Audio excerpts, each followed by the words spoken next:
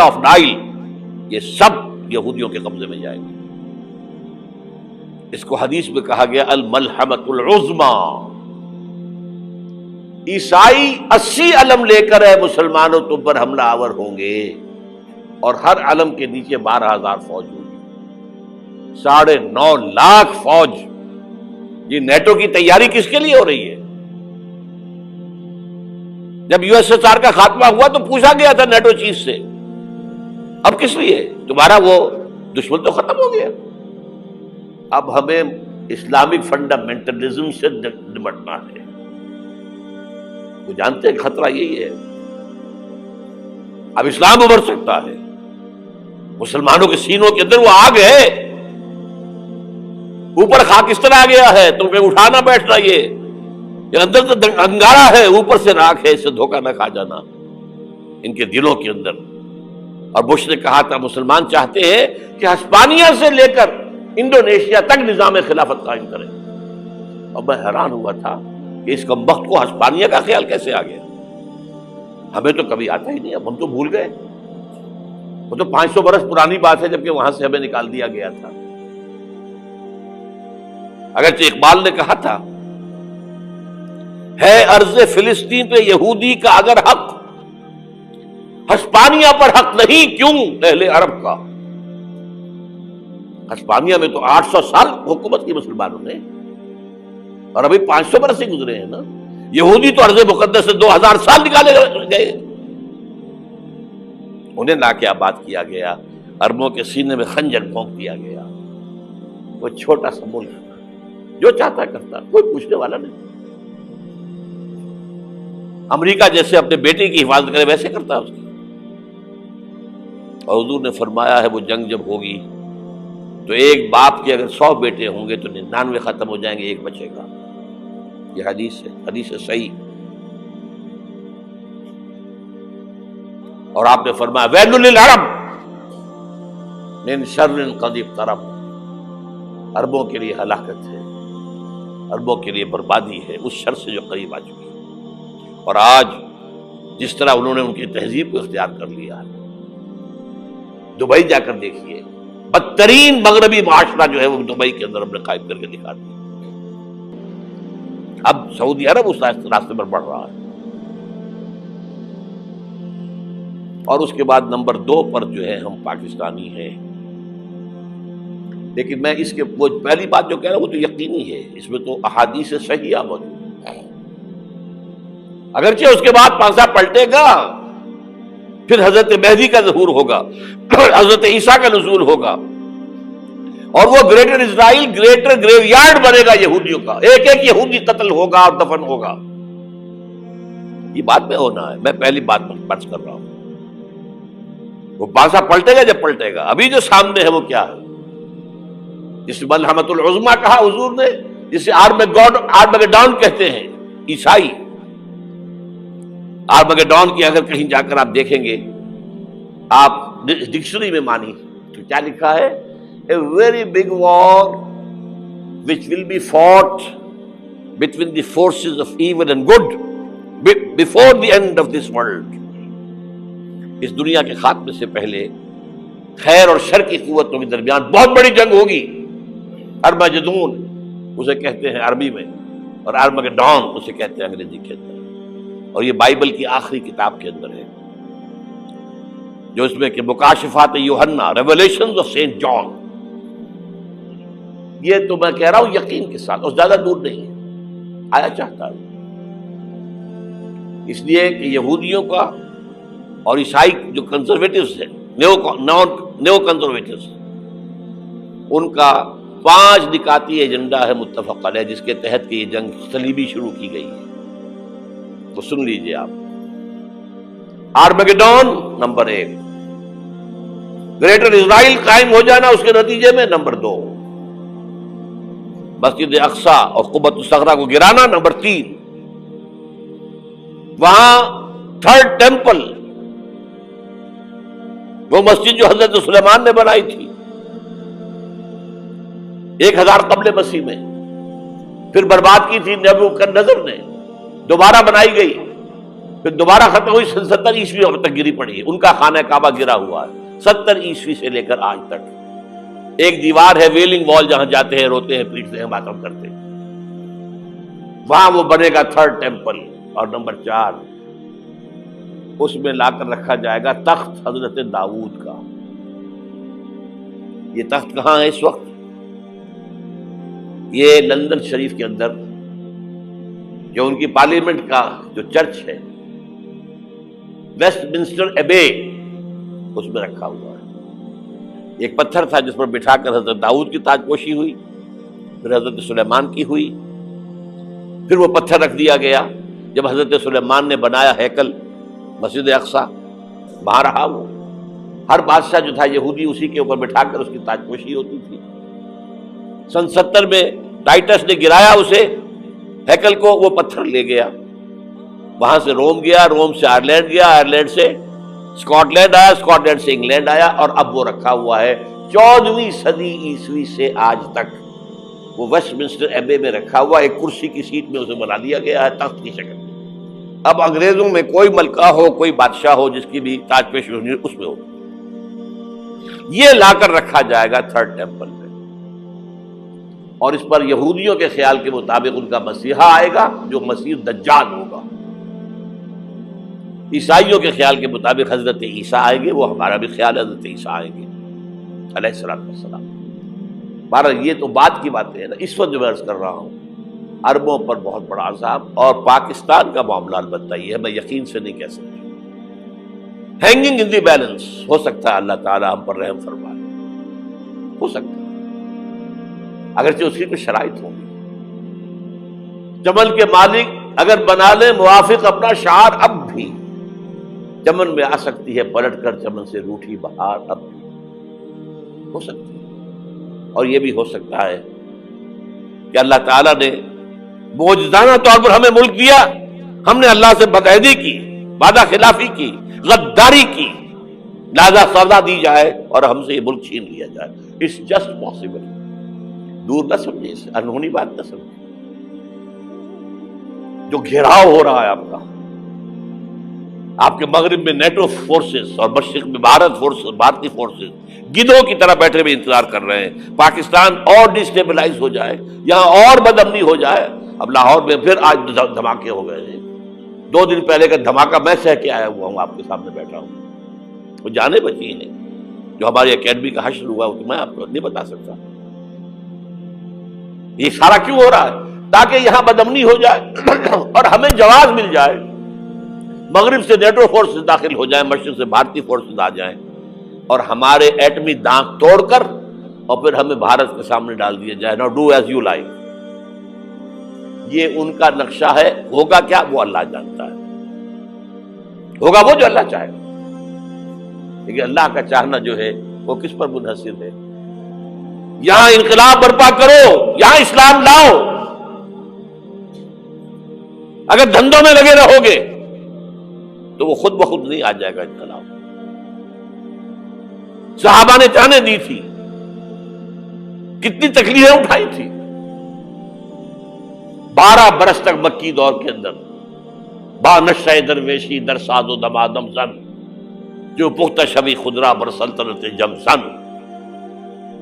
یوم طائف یاد ہے جو حضرت عائشہ فرماتی ہے کہ میں نے پوچھا تھا حضور سے کہ یوم احد سے زیادہ سختی بھی آپ پر کبھی آئی؟ یوم احد پر کیا ہوا تھا؟ تلوار کا وار پڑا تھا آپ کے چہرہ مبارک، یہ جو رخسار کی ہڈی ہے اس کے اندر وار گیا ہے، اوپر خود کی 2 کڑیاں تھیں وہ اس میں گھس گئیں، 2 دندان مبارک شہید ہوئے۔ وہ خود کی کڑیاں ایک صحابی نے اپنے دانتوں سے پکڑ کے کھینچنے کی کوشش کی، دانت نکل گئے، وہ نہیں نکلی، کیا جتن کر کے نکالی گئی ہوگی تو خون کا فوارہ آیا، اتنا خون گیا ہے کہ آپ بے ہوش ہو گئے، گر گئے، اور مشہور یہ ہو گیا کہ آپ کا انتقال ہو گیا، شہادت ہو گئی۔ یہ سیرت کبھی پڑھی ہے؟ حضرت عائشہ کے ہوش کا تو یہی دور تھا نا، یوم طائف میں جو آپ کی کیا تھی، بچی تھی، انہیں کیا پتا کیا ہو رہا ہے حضور کے ساتھ۔ 3 دن تک حضور مکے کی گلیاں اور وہاں کے اوباش لوگ پتھراؤ کر رہے گئے تھے اس امید میں کہ شاید وہاں کا کوئی سردار ایمان لے آئے. تو یہاں تو ابو طالب بھی فوت ہو گئے. یہی دنیاوی سہارا تھا، خاندانی سہارا تھا ابو طالب کے ذریعے. اور گھر میں ایک دلجوئی کرنے والی رفیقہ حیات تھی، وہ بھی، ان کا بھی انتقال ہو گیا. آپ نے کہا یہ عام الحزن ہے. اب تو سب کو طے ہو گیا قریش کو کہ آپ جیسے قتل کر دو. اسی لیے آپ گئے طائف، شاید وہاں کا کوئی بڑا سردار مانے، ایمان لے آئے مجھ پر، تو میں اپنا مرکز ادھر شفٹ کر دوں. تینوں سے ملے ہیں، تینوں نے وہ جواب دیے ہیں، نکل جاؤ یہاں سے، میں تمہارے ساتھ بات بھی کرنے کو تیار نہیں. اچھا، تمہارے سوا کوئی نہیں ملا تھا اللہ کو نبی بنا کر بھیجنے کے لیے؟ دیکھو جاؤ، میں بات نہیں کرنا چاہتا، ہو سکتا ہے میں بے عزتی کر بیٹھوں، واقعی تم اللہ کے نبی ہو تو میں مارا جاؤں گا، جاؤ جاؤ جاؤ. یہ سلوک محبت کے ساتھ ملا. اور پھر چھوکروں کو، اسٹریٹ ارچنز جنہیں آپ کہتے ہیں، اشارہ کیا تھا، خبر لو ان کی، پتھراؤ ہو رہا ہے. ساتھ کوئی ہے ہی نہیں، ایک آدمی صرف، زید ابن حارثہ. اب سامنے سے پتھر آ رہے ہیں تو حضرت زید آگے آ جاتے ہیں، ڈھال بنتے ہیں. مجھے لگے پتھر حضور کو رہے، آپ پیچھے سے آ رہے ہیں. چاروں طرف سے تو ڈھال نہیں بن سکتا ایک شخص، جسم لہو لہان، خون جا کر جوتیوں میں جم گیا ہے، جوتی اتر نہیں دی. پھر وہاں سے واپسی پر جو دعا مانگی ہے، اللہم الیک اشکو ضعف قوتی وقلت حیلتی وہوانی علی الناس. اے اللہ تیری جناب میں فریاد لے کر آیا ہوں اپنے قوت کی کمی کا، اپنے وسائل کی کمی کا، اور جو ذلت و خواری ہو رہی ہے لوگوں کے سامنے. الا ملتکلنی، مجھے کس کے حوالے کر دیا ہے؟ الا بعیدی یتجہمنی، یہ میرے اوپر ہجوم کر کے آ جائے، حملہ کرے. اور عدو من لگتا امرے، یہ دشمن کے حوالے میرا معاملہ کیا، جو چاہے کر دے وہ. لیکن پھر عبدیت غالب آتی ہے. ان لم یکن علی غضبک فلا ابالی. اللہ اگر تو ناراض نہیں ہے تو مجھے کوئی پرواہ نہیں. سر تقسیم خم ہے جو مزاج یار میں آئے. مجھے اندیشہ یہ ہے کہ تو ناراض تو نہیں ہوگی. یہ تکلیفیں جھیلی ہے. سینکڑوں صحابہ نے جانوں کا نذرانہ پیش کیا ہے. احزاب کی جنگ میں فاقوں پر فاقے ہو رہے تھے، اور ان فاقوں کی حالت میں خندق کھودنے کا حکم ملا ہے. لوگوں کی کمریں دوہری ہو رہی ہیں، پتھر باندھے ہیں اپنے پیٹوں سے، اپنی چادروں کے ساتھ کس کر کمر دوہری نہ ہو جائے.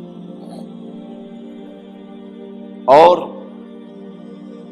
جب صحابہ کدالیں چلا رہے ہیں تو کیا کہہ رہے ہیں؟ نحن الذین بایعوا محمدا علی الجہاد ما بقینا ابدا اللہم لا عیش الا عیش الاخرہ. صحابہ کہتے تھے ہم وہ لوگ ہیں جنہوں نے محمد سے بیعت کی ہے کہ جہاد کرتے رہیں گے جب تک جان میں جان نکل جائے تو بات اور، جان ہے، چاہے ابھی بھوک سے کمر دوڑی ہوئی جا رہی، جان تو ہے. اور ایک دفعہ کہتے تھے اللہم لا عیش الا عیش الاخرہ، اللہ عیش، زندگی تو آخرت کی زندگی ہے. اور حضور فرماتے تھے، حضور کے بیٹھے ہوئے نہیں تھے گاؤں تکیہ لگا کر، پتھر اٹھا کر خندق میں سے لے جا کر باہر پھینک رہے تھے.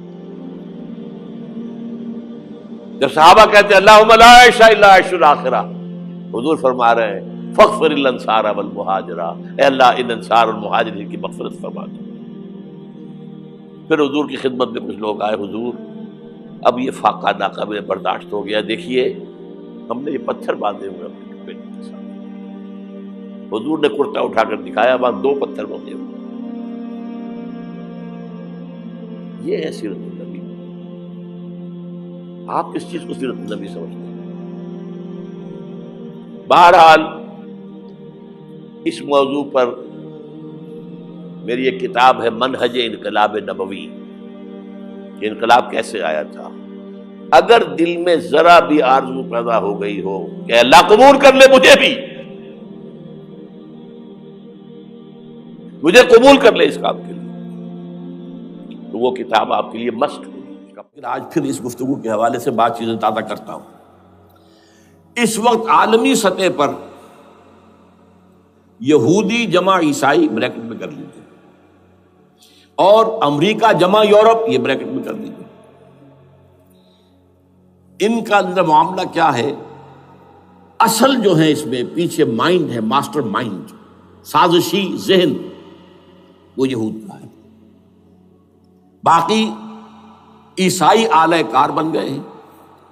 جو 100% آلہ کار ہے یہود کا وہ پروٹیسٹنٹس ہیں۔ پروٹیسٹنٹزم یہود ہی نے پیدا کرایا تھا، یہود ہی نے یورپ کے اندر سود کا رواج شروع کروایا، ورنہ سود حرام تھا وہاں پر بھی، یوزری بھی اور کمرشل انٹرسٹ بھی، دونوں حرام تھے، یہ یہودیوں نے کروایا۔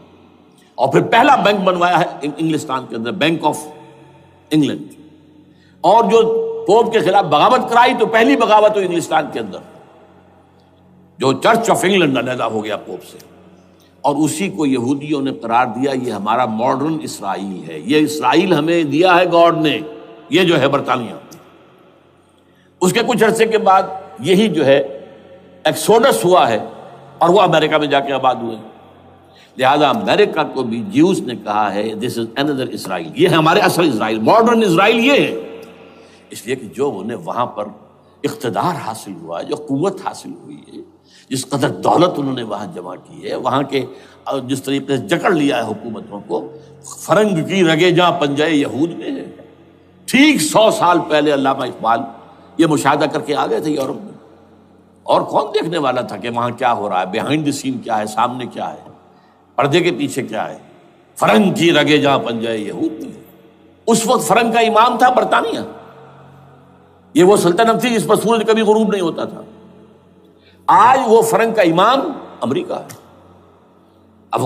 یہ برطانیہ تو اب وہ جو ایک نظم ہے کہ بچپن میں پڑھی تھی، London bridge is going down going down going down, اس کی مثال ہے۔ برطانیہ کی کوئی حیثیت ہی نہیں، ورلڈ پاور کی حیثیت نہیں ہے، وہ تو چھوٹا بھائی اس نے بنا رکھا امریکہ نے اپنا، تو اس حیثیت سے جو ہے اس کی کوئی حیثیت ہے، ورنہ کوئی اور حیثیت نہیں۔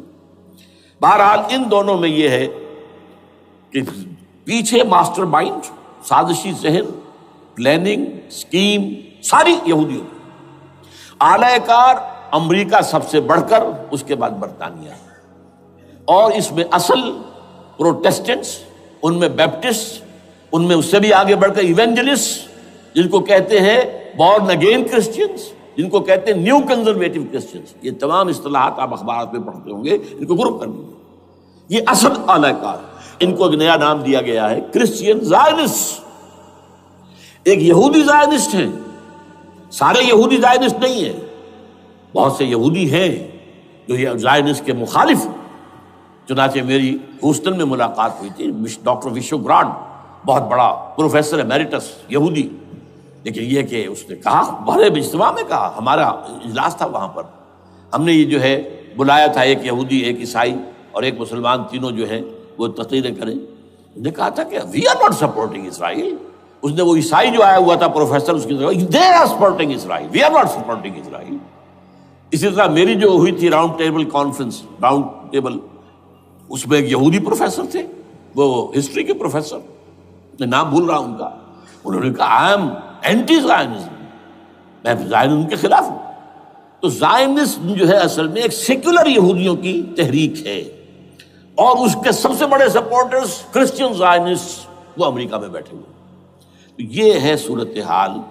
یہ جان لیجئے کیتھولکس جو ہیں یہ اتنے پرو یہودی نہیں ہیں، اب رفتہ رفتہ وہ بھی اس کے اندر آ کر شامل ہو گئے۔ یورپ جو ہے زیادہ Catholics, Roman Catholics, Roman Catholics کا یہ بھی آپ نے جملہ پڑھ سنا ہوگا کہ یہ جو ترکی جو ہے ہمارا ملک، یہ جو کوشش کرتا رہتا ہے گھسنے کی یورپین یونین کے اندر، تو ایک دفعہ جان شراق نے کہا تھا، بڑا پیارا جملہ تھا، why doesn't Turkey understand that we are a Christian club؟ یہ ہماری جو یونین ہے یورپین، یہ تو کرسچین کلب ہے، وہ مسلمان ہے، وہ کس وجہ سے آنا چاہتا ہے بندہ، کیوں تو خود داخل ہونا چاہتا ہے؟ why doesn't Turkey understand that we are a Christian club؟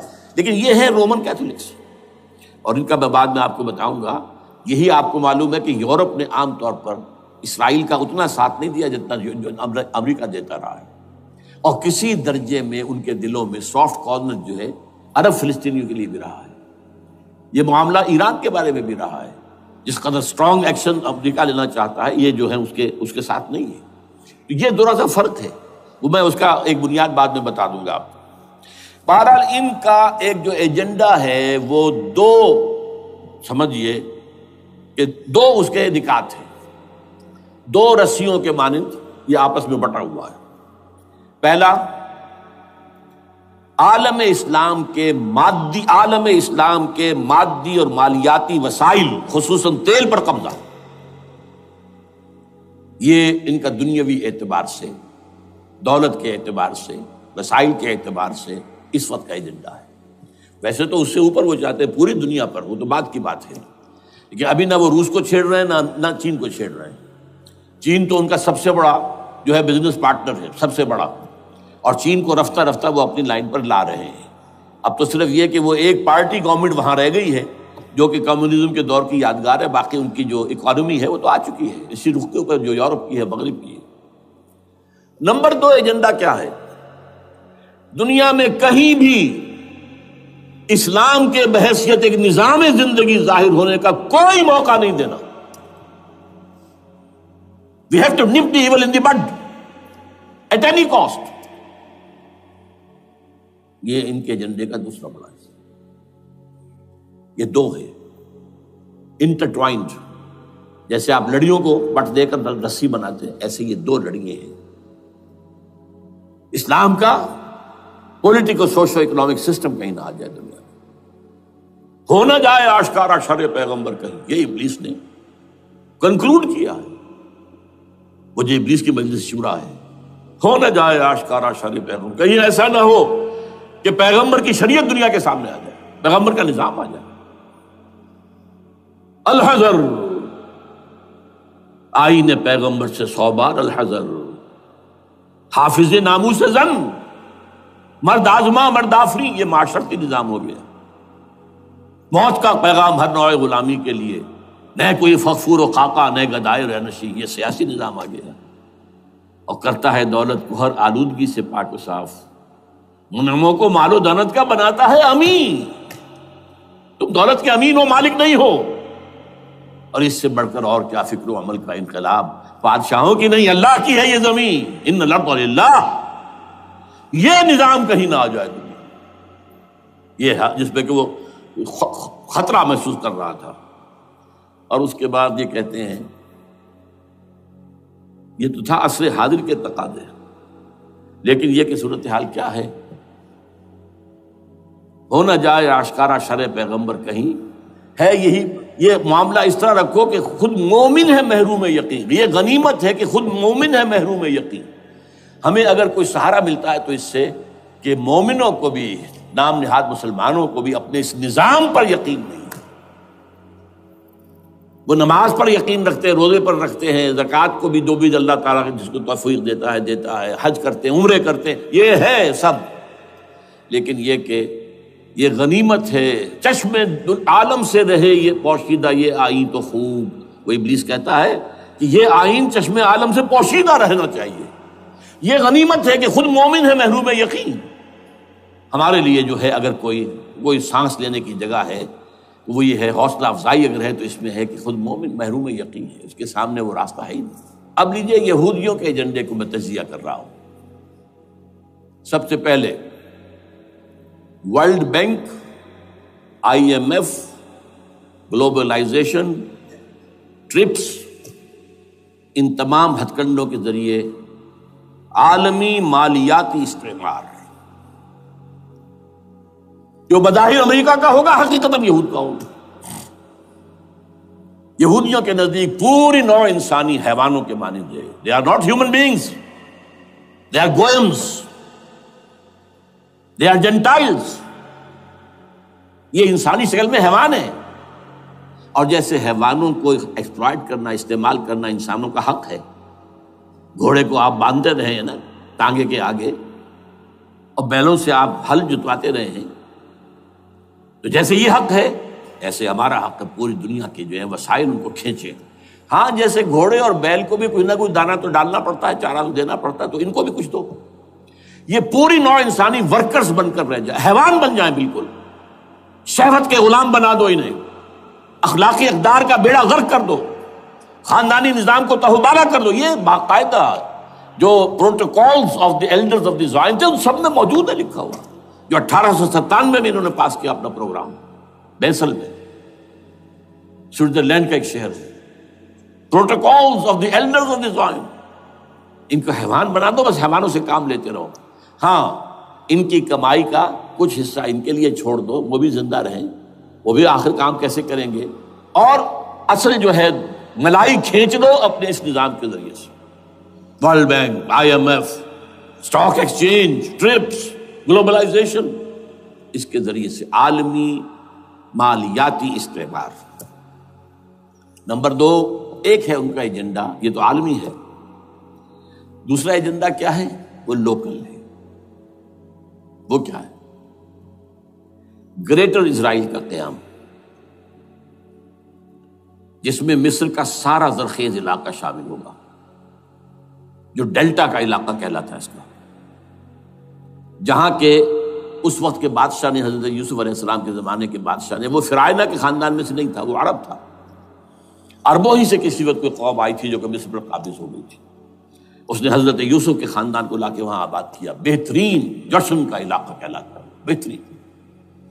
وہ کہتے ہیں ہمارا ہے، ہم رہے وہاں پر کئی 100 برس تک رہے. عراق ہمارا ہے، وہاں ہمیں قید میں رکھا گیا، نبوکدنضر لے گیا تھا.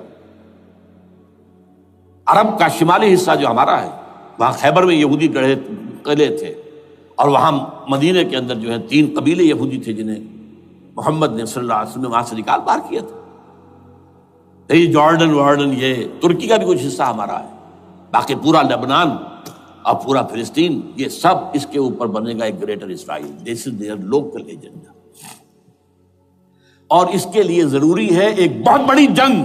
ایسے آسانی سے نہیں ہو جائے گا. آرمگیڈون، جس کو حضور نے فرمایا الملحمۃ العظمی، الملحمۃ الکبریٰ، بہت بڑی جنگ، جس کی خوفناکی اور تباہ ناکی کا اندازہ اس سے کیجئے. حضور فرماتے ہیں کہ اگر ایک باپ کے 100 بیٹے یا ایک دادا کے 100 پوتے ہوں گے تو ان میں سے 99 ختم ہو جائیں گے، ایک بچے گا. اور ایک جگہ فرماتے ہیں اتنی اموات ہوں گی، اتنی لاشیں ہوں گی کہ ایک نفاست پسند پرندہ جو ہے، جو گندگی پہ نہیں اترنا چاہتا. ایک تو ہے یہ کوے، چیلیں، گدھ، وہ تو گندگی ہی کی تلاش میں ہے مردار کھانے کے لیے، وہ تو لاشوں کو نوچ رہے ہوں گے. وہ پرندہ جو ہے نفاست پسند پرندہ، وہ نہیں اتر سکے گا. اڑتا اڑتا چلا جائے گا، لیکن لاشوں کا سلسلہ ختم نہیں ہوگا، یہاں تک کہ تھک ہار کر لاشوں پر گر جائے گا. یہ دور نہیں ہے، اس لیے کہ اس پر متفق ہیں یہودی بھی اور عیسائی. پروٹسٹنٹس، عیسائی اس کے اوپر پوری طرح متفق ہیں. آرمگیڈون، جسے آپ 3rd ورلڈ وار کہہ لیں، الملحمۃ العظمیٰ کہہ لیں، الملحمۃ الکبریٰ کہہ لیں حضور کے الفاظ میں، یہ آئے گی.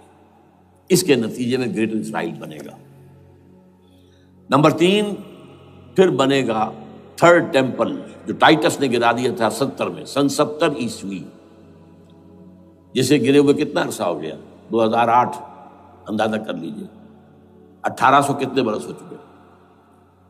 وہ دوبارہ بنائیں گے 3rd ٹیمپل، اور اس کے لیے مسجد اقصیٰ کو گرائیں گے، اور ڈوم آف دی راک، قبۃ الصخرہ،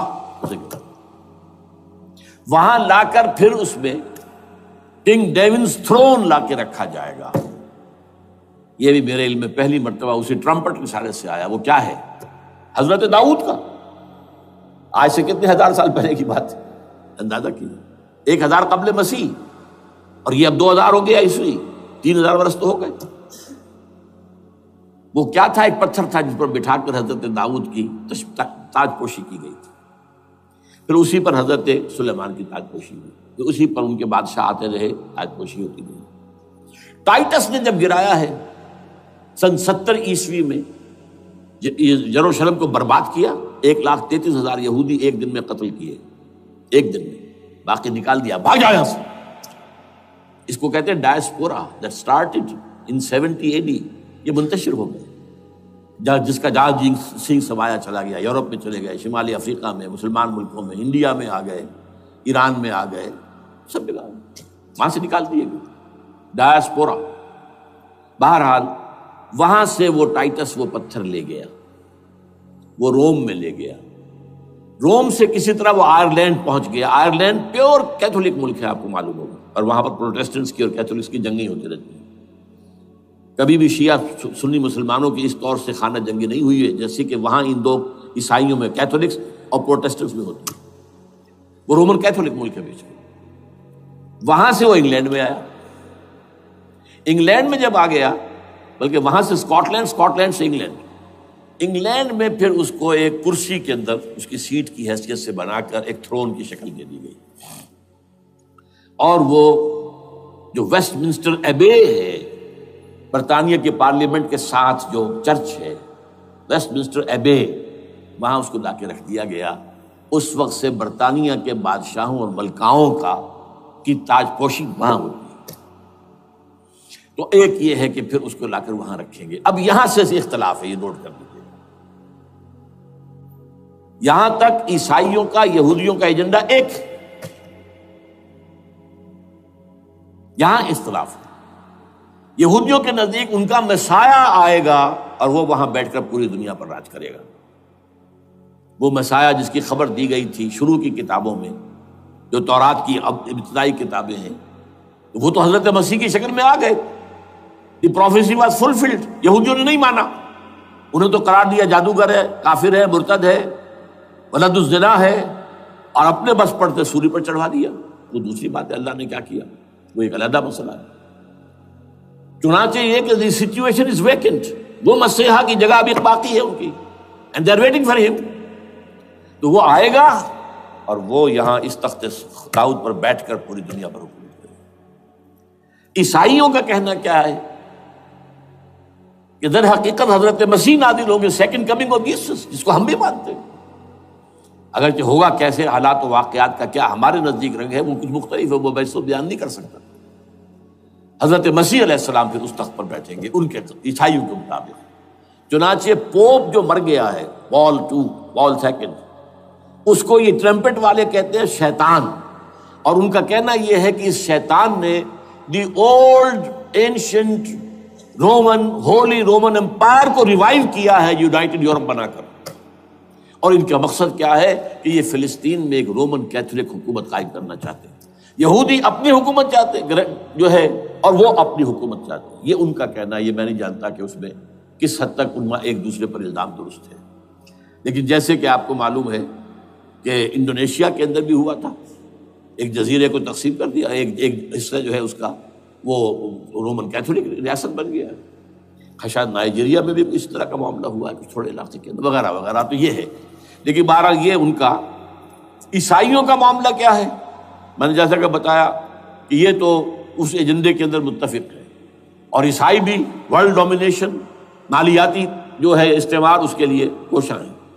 لیکن ان کے نزدیک حضرت عیسیٰ ابن مریم آئیں گے علیہ الصلوۃ والسلام، اور وہ حکومت کریں گے. اس پورے ڈرامے کا اسکرپٹ پورا یہودیوں کا لکھا ہوا ہے، اور انہی کی سازش اس پورے ڈرامے کے پیچھے ہے. البتہ بظاہر اس ڈرامے کا بڑا کیریکٹر جس سے آپ ہیرو کہیں وہ امریکہ ہے، اور اس کے تابع یورپ بھی ہے. یہ ہے عالمی سطح پر معاملہ اس وقت. ویسے میری 2 کتابیں جو ہے اس پر کتابچے ہیں. 4 سال پہلے میں نے اسی مقام پر 2 تقریریں کی تھی. ایک موجودہ عالمی حالات اور اسلام کا مستقبل. وہ دوسرا حصہ جو میں اس وقت نہیں چھیڑ رہا، ہوگا کیا اصل میں، جس میں یہ ہے کہ کہیں اسلامی ریاست قائم ہو، خلافت کا نظام قائم ہوگا کہاں ہوگا یہ میں بحث نہیں کر رہا. حضرت مہدی کا ظہور ہوگا، وہ آئیں گے عرب کے اندر.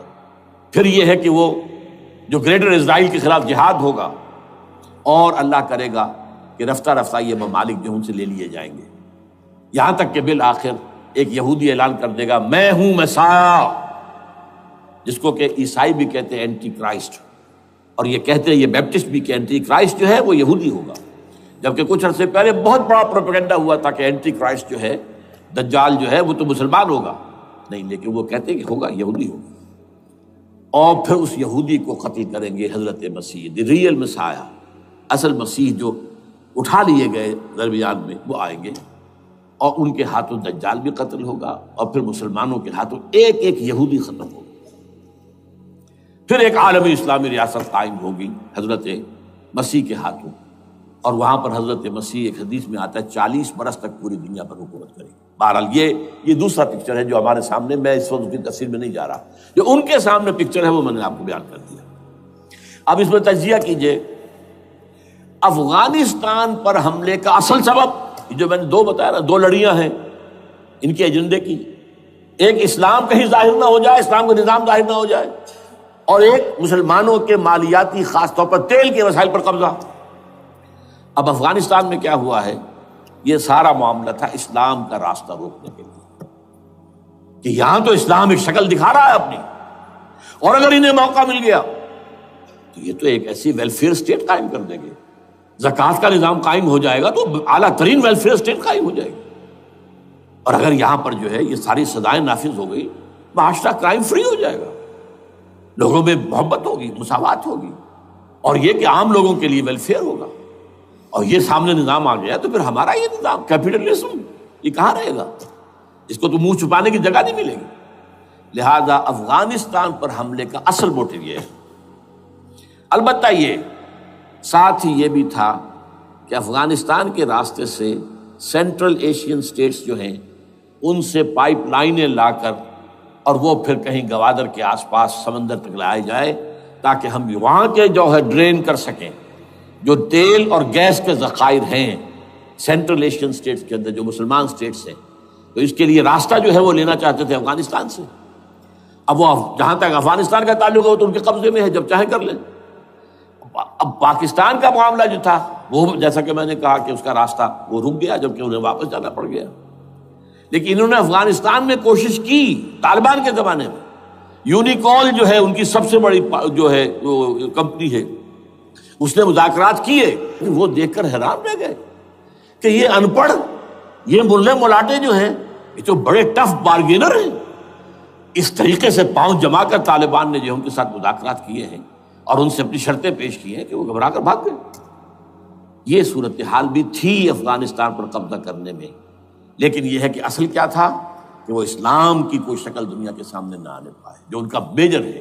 اسی لیے پورا عالم کفر جمع ہے، امریکہ، یورپ، روس، چین، سب جمع ہے، بھارت تو ہے ہی ہے، یہ سب جمع ہے۔ آپ نے یاد ہو گیا جب لال مسجد کا حادثہ ہوا ہے اور ہمارا یہ بدبخت اور بدمعاش انسان، اس نے صرف خود جان بوجھ کر اسے بڑھایا، ایک پھنسی کو پھوڑا بنایا، اس میں پھر شگاف دیا اور شاباش لی ہے۔ امریکہ سے شاباش آ گئی، نیٹو سے شاباش آ گئی، رشیا سے شاباش آ گئی، چائنا سے شاباش آ گئی۔ وہ چونکہ محسوس کر رہا تھا کہ اندرون ملک تو میری اب کشتی ڈگمگا رہی ہے، ڈاواڈول ہے، I have to have more support from outside, اور for that I have to do it۔ کہ دیکھو میرے عین قلب میں پاکستان کے یہ پھوڑا نکل آیا تھا، یہ بنیاد پرستی کا اور یہ شدت پسندی کا اور یہ تنگ نظری کا اور یہ فلاں کا اور یہ دہشت گردی کا، اور میں نے دیکھو کیسے اس میں چیرا دیا ہے، کتنے لوگوں کو ختم کر دیا ہے۔ اچھا، اس میں یہ بھی ذہن میں رکھیے کہ افغانستان کے بارے میں یہودیوں کے علم میں ہے کہ حضور کی حدیثیں کیا ہے۔ حضور کی حدیث ہے یخرج من خراسان رایات سود، خراسان کے علاقے سے کالے جھنڈے لے کر فوجیں چلیں گی، لا یردھا شیء، کوئی طاقت ان کو رخ نہیں موڑ سکے گی، حتیٰ تنصب ایلیا، یہاں تک کہ وہ آ کے بیت المقدس میں جھنڈے گاڑ دیے جائیں۔ دے نو اٹ، یہ جان لیجیے، یہ لوگ پڑھے لکھے لوگ ہیں۔ میں آپ کو ایک واقعہ سناتا ہوں۔ جب 1967 میں یہودیوں کو فتح ہوئی بہت بڑی، اور پورا یروشلم اب ان کے قبضے میں آ گیا، ایسٹ یروشلم جو کہ ابھی جارڈن کے قبضے میں تھا، تو جب موشے دایان تھا وہ کانا، وہ داخل ہوا فاتح کی حیثیت سے، تو اس کے ساتھ ایک ربائی تھا بہت بڑا، چیف ربائی یہودیوں کا بہت بڑا عالم، اور وہ رو پڑا، تھا تو فتح کا وقت، خوشی کا، رویا۔ So this is the beginning of the end, یہ الفاظ آئے اخبارات کے اندر، گویا کہ اب یہ آخری ڈرامہ جو ہے شروع ہو گیا ہے۔ وہ آخری ڈرامہ انہیں معلوم ہے، ان کی تباہی پر ختم ہونا ہے۔ اس میں حضرت مسیح کے نزول کے بعد یہ ٹرمپٹ والا بھی لکھتا ہے کہ 80% یہودی قتل ہو جائیں گے، اور میں سمجھتا ہوں کہ 20% اگر صحیح ہے اس کی بات تو وہ ہوں گے جو اب حضرت مسیح پر ایمان لے آئیں گے، باقی 80% اپنے اس کفر پر اڑے رہیں گے اور قتل ہوں گے۔ اسی طرح حضور کی ایک حدیث ہے کہ جب یہودیوں کا قتل عام ہو رہا ہوگا، اگر مسلمان قتل کریں گے تو اگر کسی درخت کے پیچھے یہودی چھپا ہوگا تو درخت پکارے گا، اے مسلمان، یا عبداللہ آؤ ادھر، یہ میرے پیچھے یہودی چھپا ہوا، قتل کرو اسے۔ کسی پتھر کے پیچھے چھپے گا تو پتھر بولے گا، سوائے ایک درخت غرقد کے، کہ غرقد یہودیوں کے درخت ہے، وہ پناہ دے گا۔ اور آج اسرائیل میں سب سے بڑی پلانٹیشن غرقد کی ہے، they know it۔ اسی لیے افغانستان، خراسان، یہ افغانستان کا ہارٹ ہے افغانستان۔ اور یہ بھی جان لیجئے ہمارا جو مالاکنڈ سے اوپر کا علاقہ ہے یہ بھی خراسان کا حصہ ہے، اولڈ خراسان، جیسے گریٹر خراسان کہا جاتا ہے ہسٹری میں۔ ایک میں نے ایرانی سے پوچھا تھا اس کے بارے میں، تو اس نے کہا خراسان ہمارا ایک صوبہ ہے۔ میں نے کہا وہ تو مجھے معلوم ہے، جس کا دارالخلافہ مشہد ہے اور یہ ان کا مقدس شہر ہے، وہ تو اسے مکے کی طرح سمجھتے ہیں۔ بہرحال میں نے کہا میں پوچھ رہا ہوں پرانا خراسان بزرگ، تو خراسان بزرگ کا انہوں نے بتایا پورا افغانستان اس میں شامل، اور پھر یہ اسٹیٹس جو ہیں سینٹرل ایشین اسٹیٹس، اور ایران کا ایک حصہ اور پاکستان کا ایک حصہ، یہ جو مالاکنڈ کہلاتا ہے۔ اور یہ بڑی معنی خیز بات ہے کہ وہیں مالاکنڈ سے تحریک چلی ہے، جو اصل تحریک ہے طالبان پاکستان، وہ سوات سے چلی ہے۔ بہرحال اس وجہ سے، اس پہلو سے یہ جو ہے افغانستان پر حملے کا سب سے بڑا سبب وہ تھا۔ دوسرا جو تھا وہ یہ کہ ان کو جو پائپ لائن لے کے آنی تھی اس کے لیے، لیکن وہ ظاہر بات ہے کہ اس میں جو ہے جو طالبان نے وہ ان کی چکمے میں نہیں آئے۔ اس پر ایک کتاب ہے کہ جو انگریزی میں ہے عابد اللہ جان کی، Afghanistan the genesis of the last crusade, Afghanistan سے آخری صلیبی جنگ کا سلسلہ شروع ہو رہا ہے۔ بہت جو ہے چشم کشا ہے، معلومات افزا ہے، انگریزی میں ہے۔ اچھا، عراق میں معاملہ برعکس تھا۔ عراق میں تیل کا معاملہ بھی تھا تو وہ صرف امریکہ کا تھا۔ جو یورپ ہے وہ زیادہ تر کیسپین کے ایریا کے تیل کی طرف نگاہیں رکھتا ہے۔ یہ جو ہے یہ اصل میں سارا جو ہے یہ امریکہ کا معاملہ ہے۔ اور دوسری طرف یہ کہ یہاں کو مذہبی سلسلہ نہیں تھا، حالانکہ تھا، وہ یہودیوں کا تھا۔ وہ کیا تھا؟ Extension, first step towards the establishment of greater Israel. یہ بات اچھی طرح سمجھ لیجیے۔ یہاں پہ تیل کا معاملہ بھی، میں نے کہا تھا نا، یہ دو لڑیاں ہیں جو چل رہی ہیں۔ تیل کا معاملہ یہاں خاص طور پر عراق کے اندر زیادہ، افغانستان میں بہت کم۔ لیکن یہ کہ یہاں پر بھی جو اصل ہے، بیہائنڈ دی سین، جو اصل چیز کیا ہے کہ گریٹر اسرائیل کے قیام کی طرف پہلا قدم۔ میں یاد دلاتا ہوں آپ کو، جب فرسٹ گلف وار ہوئی تھی جس میں عراق کا بھرکس نکال دیا گیا تھا، اس کے اختتام پر کہا تھا شوارز کرافٹ، جو ان کا کمانڈر ان چیف تھا الائڈ فورسز کا، اس نے صاف کہا تھا، مجھے آج تک ایک ایک لفظ یاد ہے، We fought this war for the protection of Israel.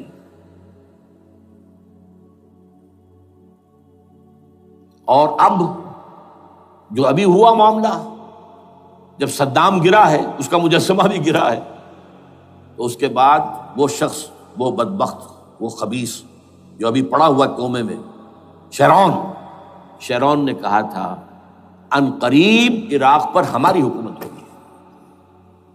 اور اس سے پہلے تو ہم صرف عراق میں سے یوفریٹس تک کا علاقہ مانگتے تھے، دریائے فرات تک کا۔ اب ہمارا مطالبہ یہ ہے کہ ہم تو در حقیقت دجلہ تک جائیں گے، دجلہ، تاکہ پورا کا پورا جو فرٹائل دو آبا ہے، دجلہ اور فرات کے درمیان کا بہترین علاقہ، وہ سارا ہمارے پاس۔ اس سے آپ اندازہ کر لیجیے کہ یہ دونوں چیزیں جو ہیں دونوں جگہ موجود ہیں۔ وہاں مذہبی زیادہ ہے افغانستان کا، لہذا یہاں بہت بڑی جو ہے کولیشن بن گئی۔ عراق میں تو وہ کولیشن نہیں بن سکی، یورپ بھی ساتھ نہیں آیا، یورپ بھی ساتھ نہیں آیا، America had to go it alone, اسے کرنا پڑا ہے۔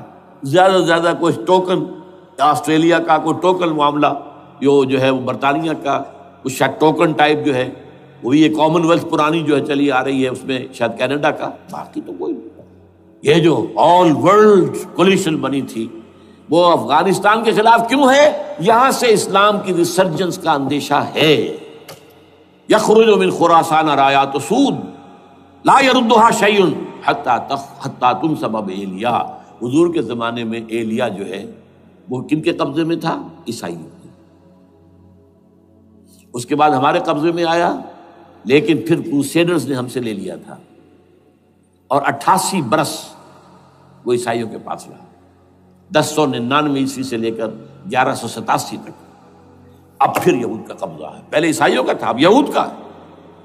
اب ان سے لینا واپس، پہلی مرتبہ بھی عرب نہیں لے سکے تھے، کھونے والے عرب تھے، واپس لینے والا کرد تھا، صلاح الدین ایوبی رحمۃ اللہ علیہ۔ اب بھی کھونے والے عرب ہیں، مصر اور شام اور اردن، تینوں کا مقابلہ کیا اس نے، اسرائیل نے، اور قبضہ کیا پورے ویسٹ بینک پر، گولان ہائٹس پر، سینائی پیننسولا پر، اور یہ کھو دیا ہم نے اپنے ہاتھ سے۔ اور اب بھی عربوں میں تو کوئی دم نہیں ہے، کوئی جان نہیں ہے، ان کو عیاشیوں نے، دولت مندی نے بالکل تباہ و برباد اور کھوکھلا کر کے رکھ دیا۔ بہرحال یہ جو چیزیں میں نے آپ کو بتائی ہیں، یہ تو وہ پلانز ہیں جو سب شیاطین جن و انس کے پروگرام ہیں۔ وہ جیسے کہ کبھی کہا تھا خمینی صاحب نے، شیطان بزرگ، دی گریٹسٹ شیطن، امریکہ، اصل میں امریکہ، اور اس کے پیچھے حقیقت میں یہود، سامنے امریکہ، پیچھے یہود۔ بالفعل کیا ہوگا یہ تو پھر اللہ ہی جانتا ہے کیا ہوگا۔ وَمَكَرُوا وَمَكَرَ اللَّهُ، کافر اپنی چالیں چلتے ہیں، اللہ اپنی چال چلتا ہے۔ اور سَنَسْتَدْرِجُهُم مِّنْ حَيْثُ لَا يَعْلَمُونَ وَأُمْلِي لَهُمْ إِنَّ كَيْدِي مَتِينٌ۔ اے نبی آپ گھبرائیں نہیں، ہم ان کافروں کو رفتہ رفتہ وہاں سے لے آئیں گے جہاں سے آپ کو بھی انہیں احساس تک نہیں ہوگا کہ یہ تو گرفت میں آ رہے ہیں، ٹریپ ہو رہے ہیں، اور ابھی ذرا میں انہیں ڈھیل دے رہا ہوں۔ میں املی لہم ان قیدی متین، میری چال بہت مضبوط ہے۔ وہ اللہ کیا کرے گا وہ میں نے آپ کو بتایا، جھلک دکھا دی ہے۔ انشاءاللہ اسی علاقے میں پاکستان اور افغانستان، اور اس کا ہارٹ ہوگا یہ پشتونستان، سرحد اور مشرقی افغانستان مل کر پشتونستان، پشتون اسی مشرقی اس میں ہے، پاکستان کا مغربی صوبہ ہے، شمال مغربی سرحدی صوبہ، یہ ہارٹ، اور پھر پاکستان اور افغانستان، انشاءاللہ یہی ہوگا۔ اور پھر یہ کہ یہاں سے فوجیں جائیں گی جو حضرت مہدی کی حکومت جمائیں گی عرب کے اندر۔ عربوں میں جان نہیں ہے کہ وہ مہدی کی حکومت کو جما سکے۔ یخرج ناس من المشرق یؤتون للمہدی یعنی سلطان ہی، مشرق کی طرف کے کسی ملک سے فوجیں آئیں گی جو مہدی کی حکومت قائم کریں۔ عربوں میں دم نہیں۔ بہرحال ہوگا کیا وہ میں نے کہا کہ یہ تو اللہ کے ہاتھ میں ہے۔ اب یہ کہ کرنا کیا چاہیے، یہ ہے میری تقریر کا آخری حصہ۔ دیکھیے ذوالفقار مرزا نے جو کچھ کہا اور سید قائم علی شاہ نے، میں خوشائند سمجھتا ہوں کہ طالبانائزیشن اور ہے، اسلامائزیشن اور ہے، ٹھیک ہے، تیری آواز مکے اور مدینے۔ طالبانائزیشن کے اندر کچھ بغیر تعلیم یافتہ، کچھ جذباتی، اس طرح کے لوگ بھی ہیں جن میں انتہا پسندی بھی ہے، جیسے کہ میں پہلے بیان کر چکا ہوں، افغانستان میں ہوا ہے، افغانستان کے اندر بھی رفتہ رفتہ وہ اپنی چیزوں سے نکل رہے تھے، نکل جاتے ہیں، لیکن موقع نہیں دیا گیا، نب دی ایول ان دی بڈ ختم کر دیا گیا۔ اسی طرح ہمارے سرحدی صوبے میں جیسا کہ میں بتایا 3 قوتیں برسرکار ہیں، who knows it، کون کیا کہ۔ لیکن بہرحال یہ کہ پہلی بات یہ، اسلام اور پاکستان لازم و ملزوم ہیں۔ یہاں اسلام آئے گا تو یہ ملک رہے گا، نہیں آئے گا تو ختم ہو جائے گا، اس میں کوئی شک نہیں۔ میری 2 کتابیں پڑھ لیجیے اگر اللہ توفیق دے، ہمت دے، اسلام اور پاکستان، یہ سن 67-68 کی تحریریں میری ہیں۔ جینیسس آف پاکستان کیا تھا، how Pakistan came into existence. پھر یہ کہ میں نے استحکام پاکستان کے نام سے سن 85 کے اندر کتاب لکھی ہے، یہ دونوں کتابیں پڑھی ہیں۔ پاکستان کا کوئی جواز نہیں اگر یہاں اسلام نہ آئے، اور واقعتاً ہم جواز کھو چکے ہیں، یہ تو اللہ تعالیٰ ہمیں مہلت دے رہا ہے۔ لیکن اب یہ سمجھ لیجئے، یہ اللہ تعالیٰ کی طرف سے ایک خاص مہلت ہے، اور شاید آخری مہلت ہے جو ہمیں مل رہی ہے۔ یہاں اسلامائزیشن نہ ہوا تو یہ ملک نہیں رہے گا۔ میں یہاں آپ کو ایک شعر سنا دوں، ہے تو ایک ایسی شخصیت کا جو کچھ کنٹروورشل بھی ہو گئی، بعد میں بدنام بھی ہو گئی۔ ایک زمانے میں جماعت اسلامی کے بڑے مخلص کارکن تھے وہ، مولانا کوثر نیازی۔ انہوں نے ایک بڑا تلخ شعر کہا تھا، اسلام کو اگر تیری فضا راس نہ آئے، اے میرے وطن تجھ کو کوئی آگ لگائے۔ ہمیں اسلام چاہیے، اور اسلام نہیں آئے گا تو یہ ملک نہیں رہے گا۔ کوئی زرداری، کوئی نواز شریف اس ملک کی بقا کی ضمانت نہیں دے سکتا۔ اس کی بقا ہے اگر تو اسلامائزیشن نہیں ہے۔ 61 سال کی ہماری بے وفائی اللہ کے ساتھ کیے ہوئے وعدے کی، اس کا ایک عذاب ادنا ہم جھیل چکے ہیں۔ 71 یاد کی، سن 71 پاکستان 2 لخت، 93,000 مسلمان پاکستانی بھارت کی قید میں بھیڑوں بکریوں کی طرح ہانک کر لے جائے گئے، ٹرکوں میں بھر بھر کر، جیسے کہ ڈیرہ غازی خان سے بھیڑیں بکریاں آتی ہیں لاہور میں ذبح ہونے کے لیے، کنسنٹریشن کیمپس میں۔ ہمارے ٹائیگر نامی جرنیل نے پیش کیا اپنا ریوالور، کتنے لوگ مارے گئے، کتنا فساد ہوا، مسلمان کے ہاتھوں مسلمانوں کا خون کتنا ہوا۔ یہ اللہ کا ایک خاص عذاب ہوتا ہے۔ میں نے وہ آیت آپ کو سنائی تھی، قل هو القادر على ان يبعث عليكم عذابا من فوقكم او من تحت ارجلكم۔ اے نبی سے کہہ دیجیے اللہ اس پر قدرت رکھتا ہے، جب چاہے تم پر کوئی عذاب اوپر سے بھیج دے، تمہاری زمین کے نیچے سے نکال دے۔ زلزلہ آیا تھا کہ نہیں؟ او یلبسکم شیعا، ایک تیسری شکل بھی ہے، نہ اللہ آسمان کو کوئی تکلیف دے نہ زمین کو، زمین پھٹے گی تو آدمی جائے گا نا اندر، بلکہ تمہیں گروہوں میں تقسیم کر کے، او یلبسکم شیعا فیذیق بعضکم بعض بعض، تو ایک دوسرے کی قوت کا ایک دوسرے کو مزہ چکھائے، تم خود ایک دوسرے کے گلے کاٹو۔ ہمیں کسی اور قوم کو تکلیف دینے کی ضرورت نہیں ہوگی، یہ کام ہمارے ساتھ ہو چکا ہے 1971 میں۔ بہرحال اب اس کے بعد بھی تاخیر تو ہماری جو کی تو ہے، اب ہم اس جگہ پر پہنچ گئے کہ شاید اب عذاب الاکبر آنے والا ہے۔ وہ آیت بھی میں نے شروع میں پڑھی تھی، وَلَنُذِيقَنَّهُم مِّنَ الْعَذَابِ الْأَدْنَىٰ دُونَ الْعَذَابِ الْأَكْبَرِ لَعَلَّهُمْ يَرْجِعُونَ۔ چھوٹا عذاب آیا سن 71 میں، پاکستان